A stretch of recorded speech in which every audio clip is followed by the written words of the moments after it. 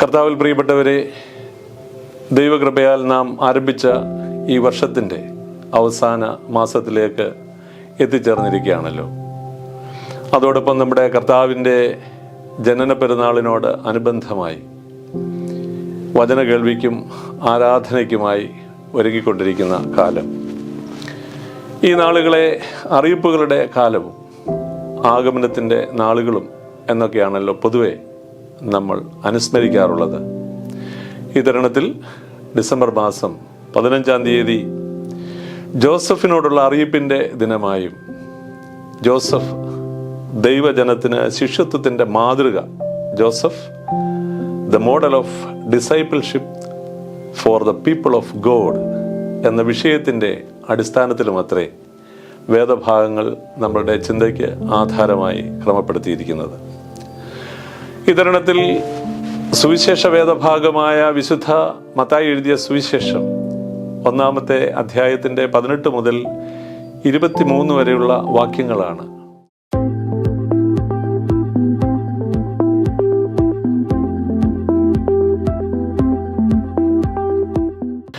മാർത്തോമാ സഭയുടെ വിശുദ്ധ കുർബാന ക്രമത്തിൽ ഉൾച്ചേർത്തിരിക്കുന്ന ഒരു പ്രാർത്ഥന ഇന്നത്തെ വിഷയത്തോടുള്ള ബന്ധത്തിൽ വളരെ ശ്രദ്ധേയമാണ്.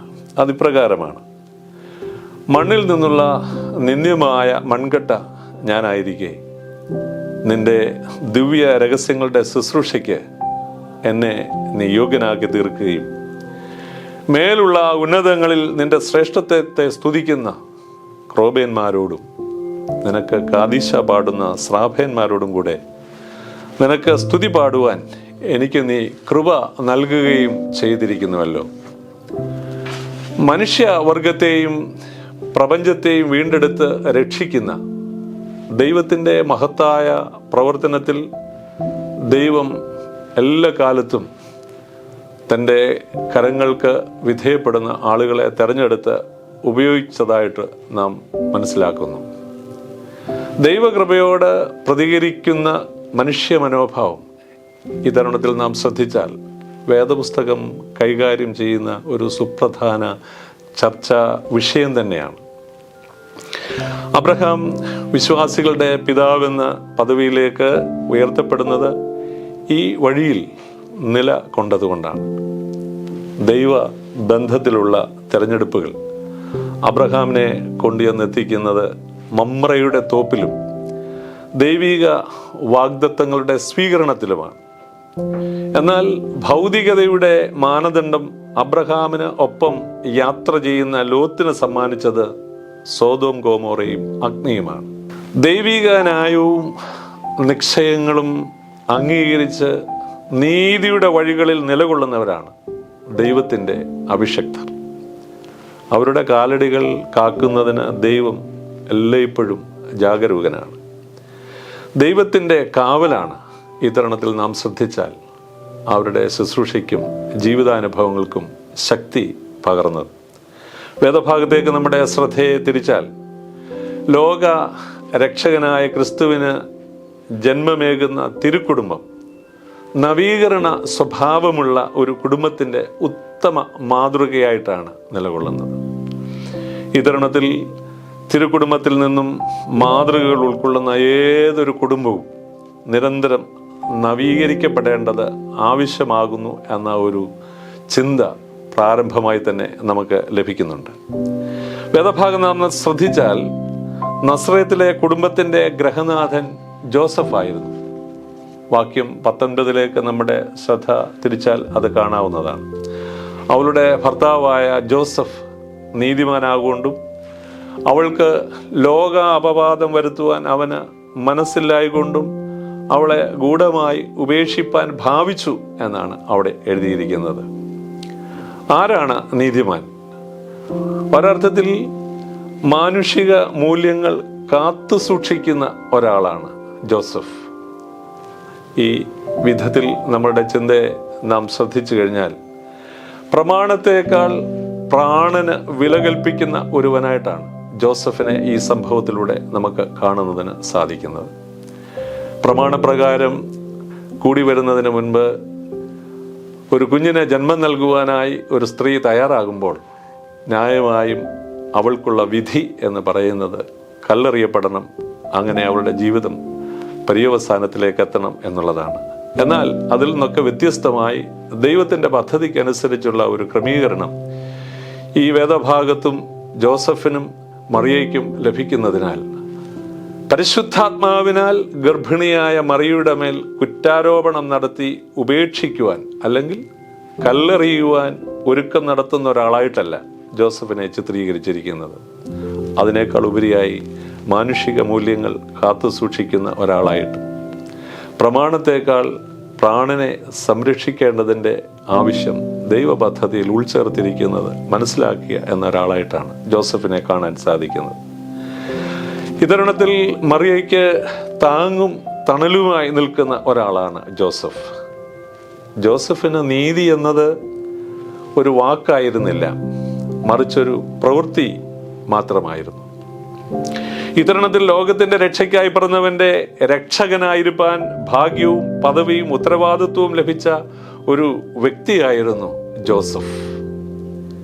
ലോകപ്രകാരം ശ്രദ്ധിച്ചാൽ തൻ്റേതല്ലാത്ത ഒരു കുഞ്ഞിൻ്റെ ഉത്തരവാദിത്വം ഏറ്റെടുക്കുവാൻ ജോസഫ് തയ്യാറാകുകയാണ്. കർത്താവിൽ വാത്സല്യമുള്ളവരെ, ക്രിസ്മസ് ആഘോഷങ്ങളായി നാം ഹൃത്തിലേറ്റുമ്പോഴും നാളത്തെ സമൂഹത്തിൻ്റെ സംരക്ഷകരായിരിക്കുവാനുള്ള തലമുറകളുടെ ഇന്നത്തെ രക്ഷകരായി നാം തീരേണ്ടത് ആവശ്യമാണ്. ഈ വിധത്തിൽ ജോസഫ് നിയോഗ വഴികളിൽ ഏറെ വെല്ലുവിളികൾ അഭിമുഖീകരിച്ച ഒരാളായിട്ടാണ് നമ്മുടെ മുൻപിൽ നിലകൊള്ളുന്നത്.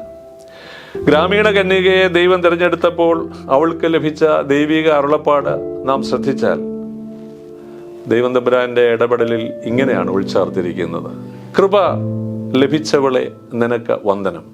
ഇങ്ങനെയാണ് ദൂതന്റെ ശബ്ദം, കൃപ ലഭിച്ചവളെ നിനക്ക് വന്ദനം. പിന്നീട് പറയുന്നു, കർത്താവ് നിന്നോട് കൂടെയുണ്ട്, നീ ഗർഭം ധരിച്ച് ഒരു മകനെ പ്രസവിക്കും, ഉത്ഭവിക്കുന്ന വിശുദ്ധ പ്രജ ദൈവപുത്രൻ എന്ന് വിളിക്കപ്പെടും. ദൈവത്തിന് ഒരു കാര്യവും അസാധ്യമല്ലല്ലോ. അതേ ദൈവം ജോസഫ് എന്ന യുവാവിനെ സന്ദർശിക്കുമ്പോൾ പറയുന്നതും വളരെ ശ്രദ്ധേയമാണ്. ദാവീദിന്റെ മകനായ ജോസഫെ, നിന്റെ ഭാര്യയായ മറിയയെ ചേർത്തുകൊള്ളുവാൻ ശങ്കിക്കേണ്ട. അവളിൽ ഉരുവായ ശിശു പരിശുദ്ധാത്മാവിനാൽ രൂപപ്പെട്ടതാണ്. അവൻ തന്റെ ജനത്തെ അവരുടെ പാപങ്ങളിൽ നിന്ന് രക്ഷിക്കും.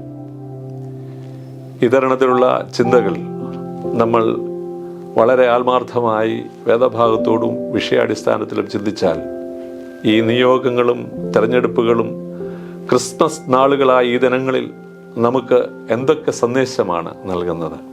ഒന്ന്, ആഘോഷങ്ങളിൽ നിന്ന് ക്രിസ്മസ് അനുഭവങ്ങളാക്കി തീർക്കുക.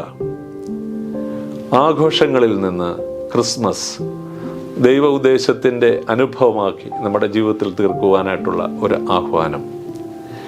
ജോസഫ് രണ്ട് യാഥാർത്ഥ്യങ്ങളുടെ നടുവിലാണ് ഈ ദൈവ ഉദ്ദേശത്തിൻ്റെ നിവൃത്തിക്കായി തുറന്നു വയ്ക്കുമ്പോൾ. ഒന്ന്, ന്യായപ്രമാണം. അതായത് ഞാൻ പ്രാരംഭത്തിൽ ഓർപ്പിച്ചതുപോലെ തൻ്റെ ജീവിത പങ്കാളിയായി ദൈവം ഒരുക്കിക്കൊണ്ടിരിക്കുന്ന മറിയയുടെ ജീവിതാനുഭവങ്ങളെ ശ്രദ്ധിച്ചാൽ, കൂടി വരുന്നതിന് മുൻപ് ഒരു കുഞ്ഞിന് ജന്മം നൽകുവാൻ കല്ലെറിയുന്ന പ്രമാണത്തിൻ്റെ തലം ഒരിടത്ത്. രണ്ട്, ചേർത്തുകൊള്ളുവാൻ ശങ്കിക്കേണ്ട എന്ന ദൈവശബ്ദം മറുവശത്ത്.